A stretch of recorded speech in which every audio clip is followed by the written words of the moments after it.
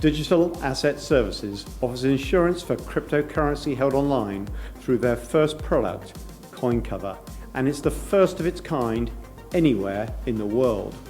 By combining the latest security features, they significantly reduce the risk, providing peace of mind for both individual and business customers. Today, they will show how the blockchain is used to track losses, how they shorten the tail, and how they can follow up on lost funds if they move. Next on stage, Digital Asset Services with CoinCover. My name's David Janczewski. I'm CEO and co-founder of Digital Asset Services, and it's really great to be here today. This is the first time we'll be talking openly about what we're doing with CoinCover.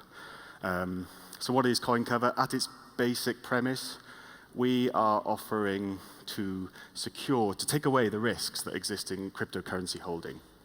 So I don't know about you, but whenever I kind of talk to somebody who might hold cryptocurrency, the conversation kind of goes one of two ways. It's either, well, I bought some a while ago, and then I lost my hard drive, and if only I'd found it now, because it'd be worth thousands or hundreds of thousands in some cases.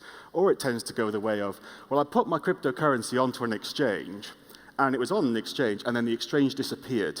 Somebody fleeced me, somebody took my funds, and they disappeared with it.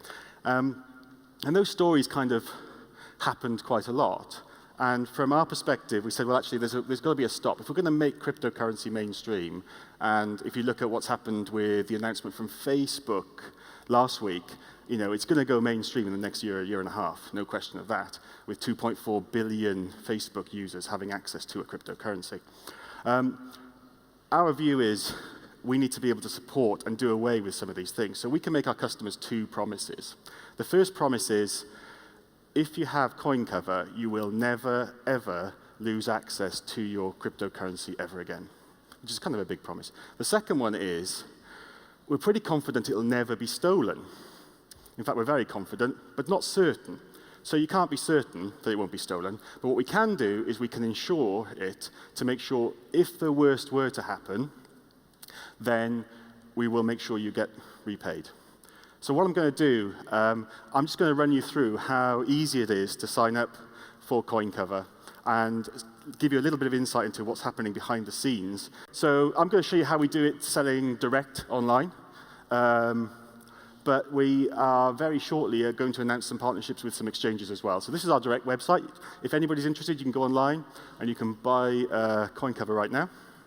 It's a very simple sign-up process. So if you want to get your phones out, now is by all means the time. So you put your details in, first page. All we're doing is asking for some basic information.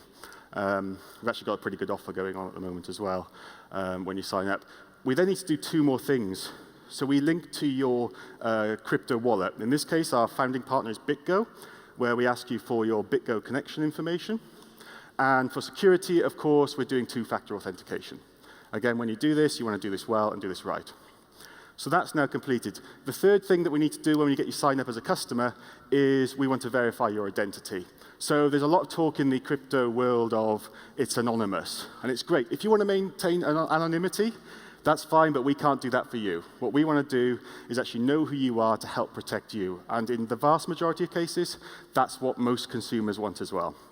So we're collecting information about your address, and then we're taking your photo ID. In this case, we're going to use a driver's license. And we're going to take a photo of that. We know that most people want to do that online, so we make it very easy for you to give us your phone number. And once we've kind of done that, we're able to then ping you a message, which will come through in a second. So once you've got your mobile device, now you can take a photograph of your driver's license. We're asking you at the same time to take a photograph of yourself. And we use that for two purposes. First of all, identity verification, of course. But if the worst were to happen, we need to make sure it's you when you want to make a claim or you want to do it.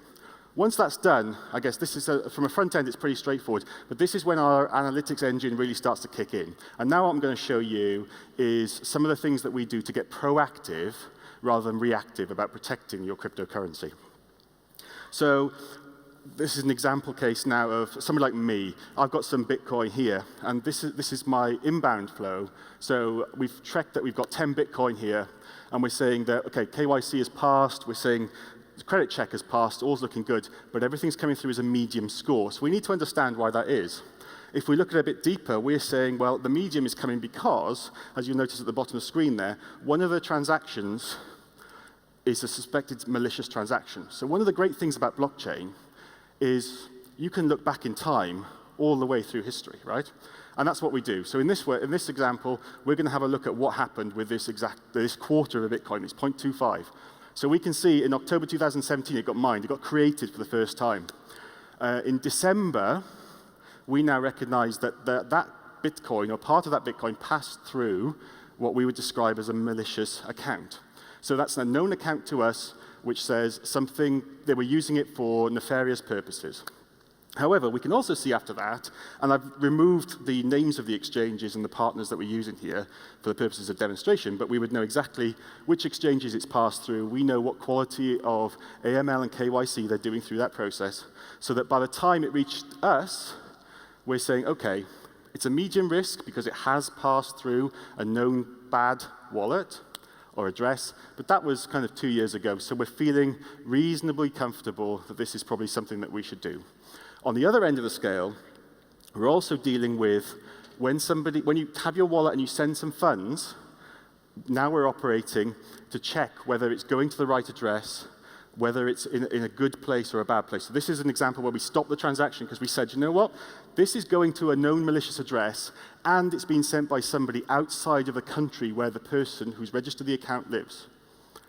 To us, that would be very big, obvious signals, I understand, but obvious signals that there is a problem with these transactions. And we pause the transaction, we speak to the customer, and we find out what's going. So again, from our perspective, rather than having to deal with a theft or a loss, we're able to get proactive on this, and we're able to spot, in many cases, problems before they actually occur. So I guess that's in summary kind of very quickly what we're doing.